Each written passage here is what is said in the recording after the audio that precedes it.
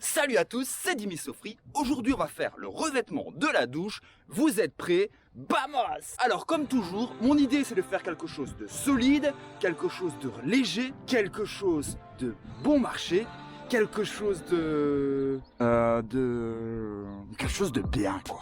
Il existe évidemment plein de façons de faire un revêtement, de la peinture hydrofuge, des carrelages, des plaques en PVC, mais moi, ce que j'ai choisi, tadam, du papier essuie-tout géant. Non, c'est un rouleau de PVC qui est normalement destiné pour le sol. Et pourquoi j'ai choisi ça? Eh bien en fait, le gros avantage, c'est qu'on va pouvoir découper les formes exactes de ce qu'on a besoin dans notre fourgon, sachant qu'une fois de plus, les formes sont un petit peu bizarres. Comment j'ai eu l'idée? Eh bien en fait, quand ma fille est née, j'ai été à l'hôpital et j'ai forcément pris une douche. Et là, j'ai vu que les douches avaient un revêtement très spécial. C'était en fait des douches à l'italienne, avec un revêtement PVC collé et soudé sur les parois. Et là, j'ai pensé à deux trucs. Premièrement, je suis papa d'une petite fille. Et ensuite, pourquoi ne pas faire la même chose dans un fourgon? Pour faire ça, j'ai besoin de quoi? De mon revêtement PVC, d'un vieux rouleau de peinture, de la colle spéciale pour coller ce rouleau, d'un cutter et de planches de carton. Bon, évidemment, il va falloir avoir du silicone et un crayon pour prendre toutes les mesures. Voilà l'intérieur de la douche. Il va falloir maintenant prendre l'ensemble des mesures, le reporter sur les rouleaux de PVC et ensuite venir coller tout ça. Je vais utiliser ici mes planches comme gabarit pour pouvoir reporter ces mesures sur le rouleau de PVC.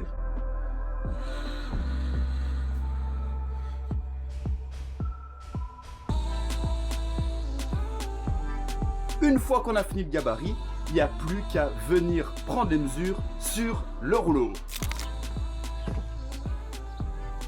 Avant de venir couper le gabarit sur le revêtement, il faut être attentif au sens du gabarit. Parce que si vous le coupez à l'envers, forcément, le beau côté sera du mauvais côté, si vous voyez ce que je veux dire.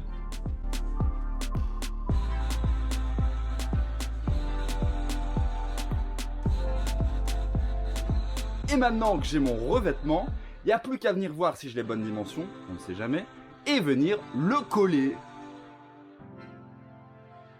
Je vais donc utiliser la colle de chez Leroy Merlin, ainsi que mon rouleau à peinture, placement de produit. Ouais, est-ce qu'il faudrait pas être payé pour faire un placement de produit, hein?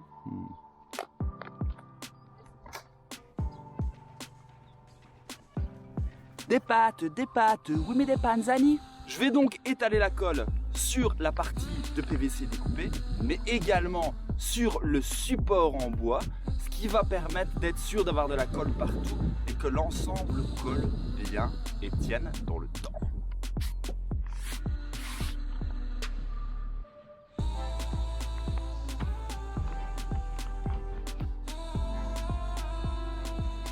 Et rapidement, je viens mettre la colle de l'autre côté pour être sûr que ça sèche pas entre les deux. Et là pareil, je mets une bonne dose. Et maintenant on va venir le poser.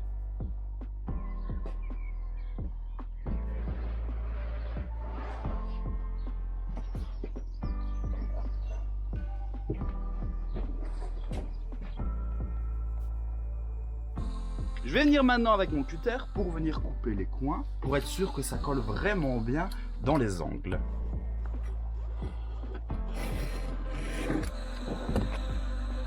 Voilà qui est fait pour la première partie. Évidemment, on va faire la même chose pour l'ensemble des côtés.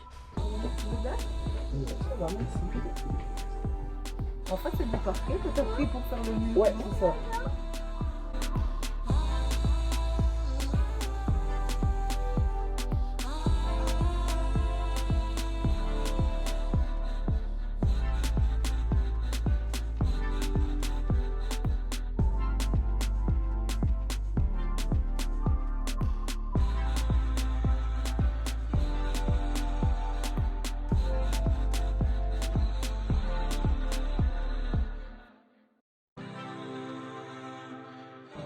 Et voilà, je viens de finir de mettre le revêtement. Maintenant, je vais utiliser du silicone, enfin plutôt du super silicone, que je vais mettre sur chacune des transitions des plaques de revêtement. Je viens de terminer de mettre le silicone à la douche. Maintenant, il va falloir ajouter la lumière et les accessoires comme le robinet de douche par exemple.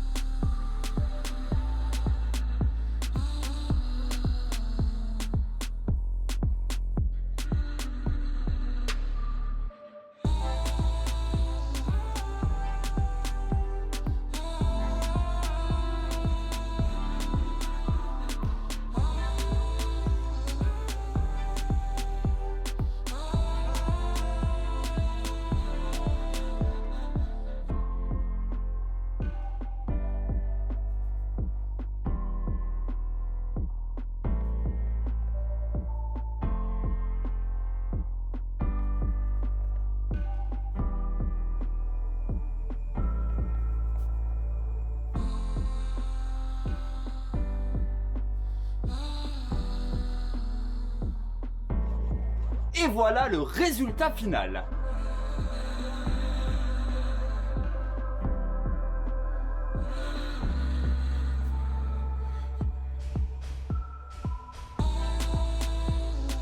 J'espère que vous avez aimé la vidéo. N'hésitez pas à l'aimer, à vous abonner et à la partager pour en connaître plus sur nos fourgons, sur nos projets et sur la liberté.